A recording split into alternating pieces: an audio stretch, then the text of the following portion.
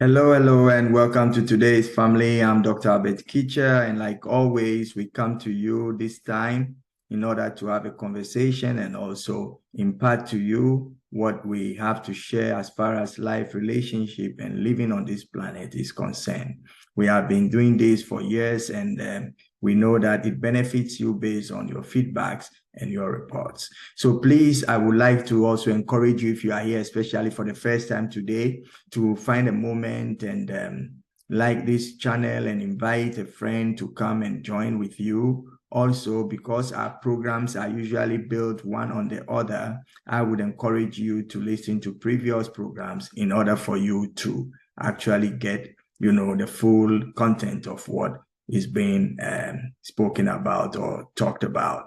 Now, this is a topic we have started on mentoring and succession, which we started last week, and therefore it will be good that you listen at least for the last week's one. Why? Because what we're going to share today is going to be continuation from there. We have looked at the whole issue of the importance of being, mentored and being a mentor.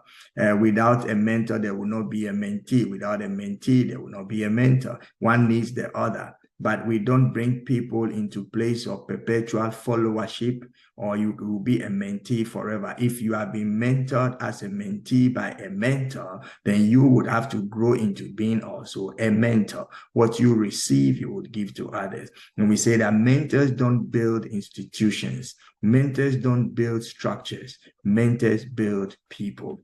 So it is very important that you focus on people. And we are talking about the mentor as the leader right now. We will later come to the role of the mentee. Why? Because it is very, very important that both sides understand and know what is required of them. So you must be people-centered and people-focused. Yes, sometimes you need a structure in order to contain the people that you need to invest in or to mentor. So when you have a place, we are not saying that if you are a mentor, you don't have to think about structures, buildings, and stuff. But building is not your primary aim. Your primary aim is to invest into people. And the greatest investment that you can get or make is to invest in the people who you are mentoring. It is very, very, very important. You see, sometimes people spend all their wealth, all their time, all their talents in order to secure like a premises and an edifice, and then it becomes, empty. Today, we have so many institutions that have been built to educate people, and because they aren't people, they are not able to get the full use of those edifices that have been structured and built in order to educate, people. It is very, very important that we understand that we build buildings in order to build people. And without mentorship, without the leaders, without the people in the front, nothing would happen. It is not possible for anything to start, for anything to begin, for anything to improve or even develop without the role that is very, very important of mentors. As a mentor, you are expected to actually look for the best in the people that you are mentoring and guide them and impact them in order for them to be able to fulfill what it is that they have to do. It is very, very important. Without the role of a mentor, success is not fully guaranteed. You may have patches of success here and there, but you may not have all-round success. So it is very, very important, like we said last week, that as you are investing in people, make sure you are deploying yourself. By employing others. That is, you are empowering the next generation because you will not last forever. Employ others whilst deploying yourself. You see, when you deploy yourself, it means that you have made way for the next person, the next generation. Of course, you don't deploy yourself when you are not yet done. You don't deploy yourself when, the time is not right. But none of us on this planet will be around forever. So knowing that things are taking over, and with time, you lose, so many things physically and, mentally and so on and so forth. So in your prime, you must be raising up people who will take on over the baton from you. Understand life like a relay race where one has to run and hand over the baton to another. But by the time you are handing over the baton, the one that is receiving and the one that is giving should all be on the track and should be running. It is so important. And this is where mentoring, this is where leadership, this is where, going ahead in order to give to the next level is very, very important. So please make sure that you not only get yourself in position, but you employ others while deploying yourself. It is so important. And your leadership or your mentorship is not measured by the number of people, we have said that you are seeing to, but it is actually measured by how many leaders you would reap. You need to get this insight, because it is true that as a leader, you may not know everything. So leaders also learn from others, but then they keep what is their line, the area, the specific path that it is that they have to take. I read a lot of books, literature. I learn from so many people. I listen to and attend quite, a number of seminars and online, forums. I get so much information, but when I receive these informations, they don't inform necessarily my move or what I do, but I take those information and package it and see how they will be relevant in my journey and in my role as a leader, as a mentor, as a facilitator. So that makes me rich, and that makes me get things that I may have to struggle, take years to research and get the importance of it. By going to these seminars, people who have already gone ahead of me, they will do it. So if your mentee sees you being also mentored, it brings some kind of hope that you are not just saying do this, but it is something you also do. You will never grow to the place where you will never need any input from anyone. The second thing is that as a mentor, you need to be able to also lead others clearly in the path, explain to them where they have to go, what they have to do, where they have to be. A mentor would look at the mentee to find out what is the path that he has to take, and he will begin to take him through that path.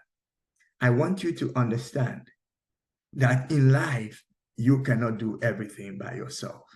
You need to get others, and you must be thinking through the next steps, the next ways, the next generations, the next innovations. I was recently in an exhibition, and it was all about the future of the future. Oh my goodness. And it looks like things that are going to come, we cannot even perceive it, because it's going to be almost out of this world for the present time that we are living in. But come that future, it is going to be the norm, and we would get into that future. Therefore, we must be ready now to begin to prepare our way into, living in that future. So we must think beyond ourselves. If everything you do dies and finishes with you, you have not achieved anything. There are challenges that we will face. There are obstacles that will come along the way. There are issues that will prop up along the way, but that should not make you not to be a mentor. That should not make you not to be a leader. One of the challenges is mentoring itself. Mentoring as an act is a challenge, because you decide to commit and to devote yourself into nurturing and bringing the best out of someone in order for the person to fulfill his goal. Another challenge is that if what you learn or achieve or accumulate or accomplish dies with you, then you fail the next generation. So there is a challenge of making sure that whatever it is that you have received, you impart it to the next generation. If it dies with you, you have robbed the next generation of the wealth that they can ride on, and they may have to go back to the backyard and start digging all over. What is it that you are living? What is it that you will call the legacy? It is absolutely important. Also, we must show maturity and self-confidence. That is another challenge. A mentor is a father. A mentor is a leader. A mentee is like a son or a follower. How would you build that trust and confidence? Should you be faking it, even if you are scared or you are afraid? No. But you must understand the way you build confidence is when you have researched, when you have control, when you have the language, when you have what it takes to bring out what it is that is needed to get the person to the next level. You gain that trust, you gain that confidence, you gain, that power in order to move forward.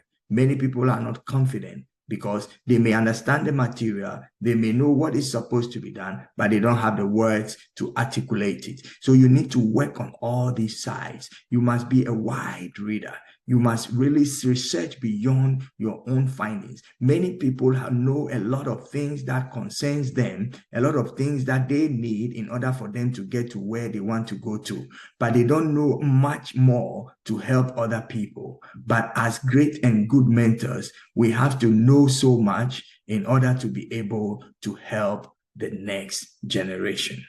Please, if you are a mentor, I want to encourage you to research. I want to encourage you to train yourself, get the language, get the articulation, get, the stuff that is needed to make you an authority, because nobody is going to follow someone who looks like he's looking for the way himself.